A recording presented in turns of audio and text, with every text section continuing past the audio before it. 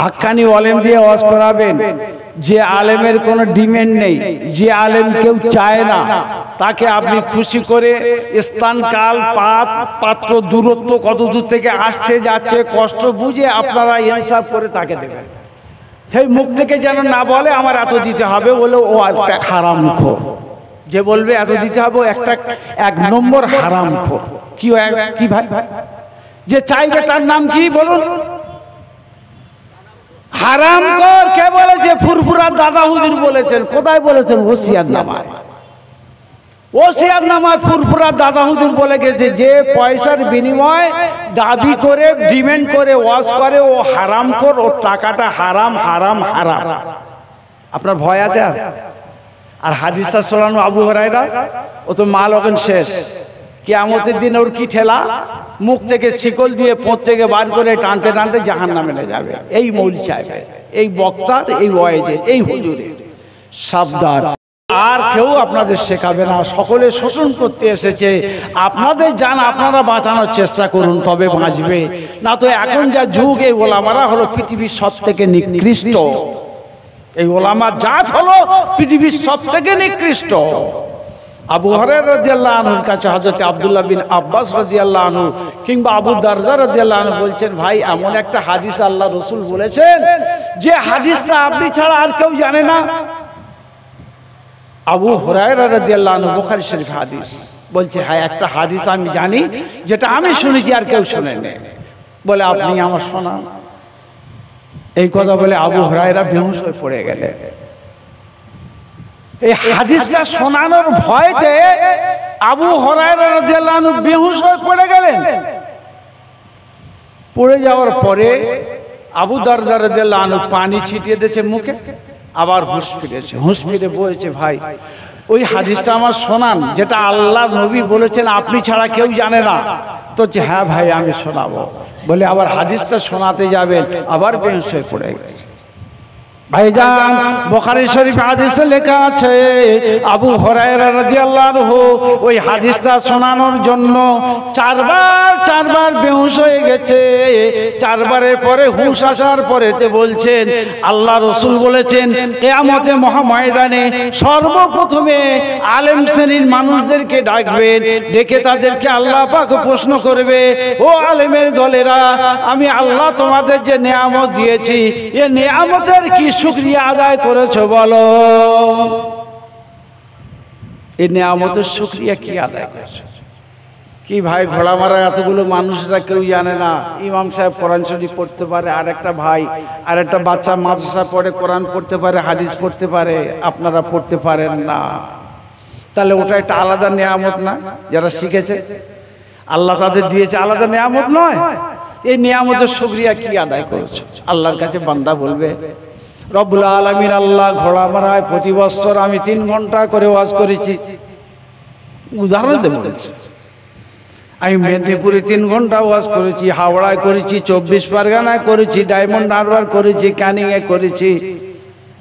তাম জিন্দেগি ভর রাত্রে 1টা 2টো 3টে করে জলসা করে মানুষের দিন শিখিয়েছি, দিনের কথা বলেছে। আল্লাহ আপনার কোরআন হাদিস থেকে আমি নেয়ামতের শুকরিয়া আদায় করেছি।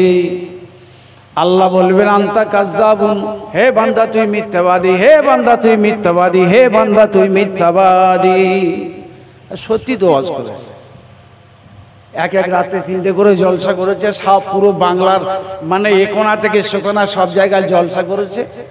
আচ্ছা তো করেছে, সেও সত্যি বলছে। আল্লাহ বলছে, আনতা কাজ্জাব, তুই মিথ্যাবাদী। আবু হুরায়রা হাদিস শোনাচ্ছে, 4বার বেহুশ হয়ে গেছে, তারপর হাদিসটা শোনাচ্ছেন। বান্দা বলবে, কেন আল্লাহ? ও বান্দা, তুমি ঘোড়া মারা ওয়াজ করতে গিয়েছিলে, মানুষ তোমাকে ভালো বক্তা বলবে, ওয়াইজ বলবে, তোমার টান সুর নকল, তোমার কত ক্যাপাসিটি সব তোমার সুনাম করেছে, অর্জন করেছে। তুমি 20, 30, 25 হাজার 50 হাজার টাকা নিয়েছ, তোমার ওয়াজের বদলা ওই ঘোড়া মারায় শেষ হয়ে গেছে। ক্যানিংয়ে শেষ হয়ে গেছে, ডায়মন্ডে শেষ হয়ে গেছে, হাওড়া হুগলি সব জায়গা শেষ হয়ে গেছে। ও বান্দা, তুমি মিথ্যাবাদী, যার জন্য ওয়াজ করেছিলে ওই গাঁটে টাকা তুমি পকেট ভর্তি করেছো, সম্মান নিয়েছো, হাততালি পেয়েছো, সুনাম অর্জন করেছো, তুমি বক্তার সম্রাট সেজে পৃথিবীতে তোমার সব শেষ হয়ে গেছে। এখন তোমার ঠিকানা হলো জাহান্নাম। তোমার ঠিকানা কোথায়? জাহান্নাম। ফেরেশতাদের ফেরেশতা ওর মুখ থেকে আর পায়খানার দাঁত থেকে শিকল দিয়ে টানতে টানতে মুখগুলো জমিনে দিয়ে হেঁচাতে হেঁচাতে জাহান্নামে ফেলে দাও। কাকে? বলুন কাকে? ভাই কাকে কাকে জাহান্নামে ফেলবে বলুন তো? এই তো ওয়াজ করলেন, এক্ষুনি ভুলে গেলেন, কাকে জাহান্নামে দেবে? আলেম আলেম আলেম, বক্তা বক্তা বক্তা, ওয়াজ ওয়াইজ ওয়াইজ, হুজুর হুজুর হুজুর, এদেরকে আল্লাহ সর্বপ্রথম জাহান্নামে দেবে। কথা বুঝেছেন? কোন আলেম? যারা আল্লাহর জন্য দিনের কথা বলে না, নিজের পয়সার জন্য, দৌলতের জন্য, সম্মানের জন্য, ইজ্জতের জন্য ওয়াজ নসিহত করে বেড়ায়, তাদেরকে আল্লাহ সর্বপ্রথমে জাহান্নামে দেবে। তো ভাইজান আসুন, এই জলসা আপনারা কায়েম রাখবেন, এই জলসা আপনারা কায়েম রাখবেন।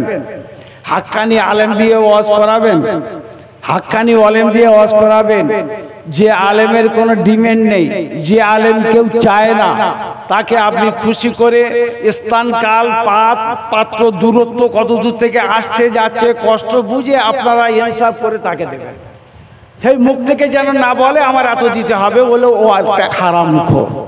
যে বলবে এত দিতে হবে, একটা এক নম্বর হারামখোর। কি ভাই?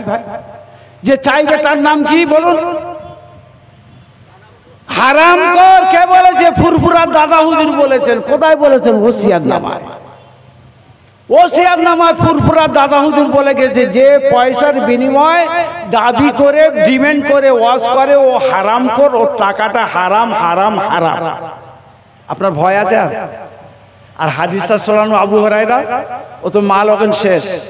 কিয়ামতের দিন ওর কি ঠেলা, মুখ থেকে শিকল দিয়ে পোঁত থেকে বার করে টানতে টানতে জাহান্নামে নিয়ে যাবে। এই মৌলভী সাহেবের, এই বক্তার, এই ওয়াইজের, এই হুজুরের। সাবধান। আপনারা চান এই জলসা কায়েম রাখুন, আর এই জলসা হাক্কানি আলেমদের দিয়ে ওয়াজ করার। দুটো কথা শুনুন, দুটো মশলা যদি সারা বছরে একবার শুনে শিখতে পারে, ওইটা আপনার নাজাতের কারণ হয়ে যাবে, ওইটা আপনার নাজাতের কারণ হবে। দুটো কথা শুনুন। একটা মূল জিনিস, ইমানদারদের জানমাল বিক্রি হয়েছে, বিক্রি হয়েছে। ইমানদারদের জানমাল বিক্রি হয়েছে কার কাছে? কার কাছে? আল্লাহর কাছে। আর এর বিনিময়ে আল্লাহ কি দেবে? জান্নাত দেবে। এইটা রাখতে গেলে কি দরকার? হুদাল্লিল মুত্তাকিন, আল্লাহর ভয়।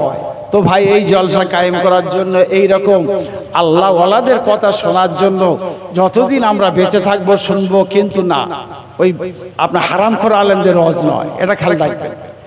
তো এর জন্য আপনারা আগামী বছরের জন্য তৈরি হন। আপনারা কে কি সাহায্য করবেন এই জলসা কায়েম করার জন্য, আল্লাহ